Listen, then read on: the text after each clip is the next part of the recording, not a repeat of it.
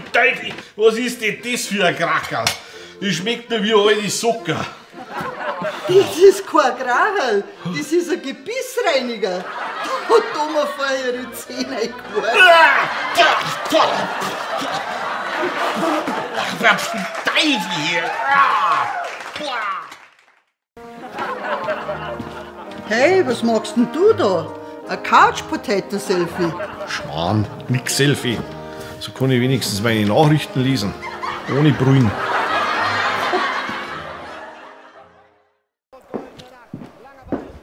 Du musst mir jetzt mal schnell helfen, aber ehrlich sein. Welche gefallen dir besser? Die? Und die anderen? Ja, oder die da, die sind halt ein bisschen her im Absatz. Mir gefallen beide gut, aber wenn ich mich festlegen müsste, die ersten. Und warum nicht die anderen? Ich weiß nicht, du hast mich gefragt, welche mir gefallen? Ja, die kann dir ja ganz gut zum Dirndlgewand anziehen. Ja, dann nimmst du die. Aber wenn's dir nicht gefallen? Das habe ich nicht gesagt, dass mir nicht gefallen. Du hast gesagt, die ersten gefallen dir besser. Ja, weil man sich irgendwann entscheiden muss. Aha, du hast also gar nicht richtig hingeschaut. Freilich habe ich hingeschaut.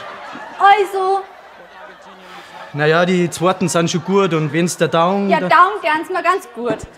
Aber wenn's dir nicht gefallen, Freilich gefallen's mir, nimm die zweiten. sicher. Ja, Nicht bloß, weil du jetzt deine Ruhe haben magst. na, sicher, die zweiten.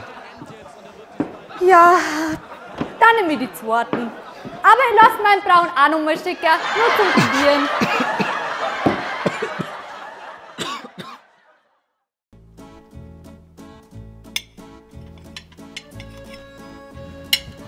Du sag einmal, wo möchtest denn du hin? Ja, ein frisches Brot abschneiden.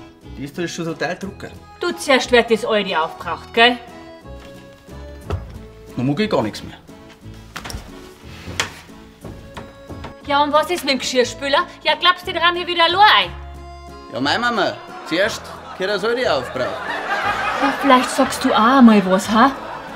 Mahlzeit. Mannspeter.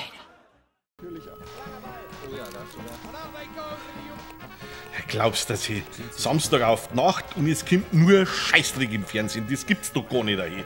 Nicht einmal eine gescheite Doku oder sowas.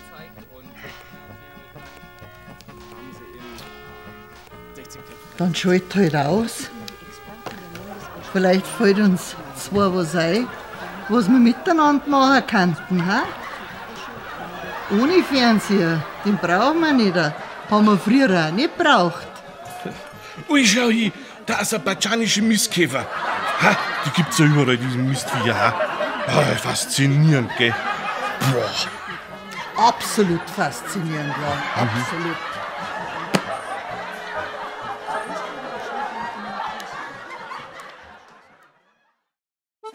Bayern Comedy wird unterstützt durch die private Landbrauerei Schönraum.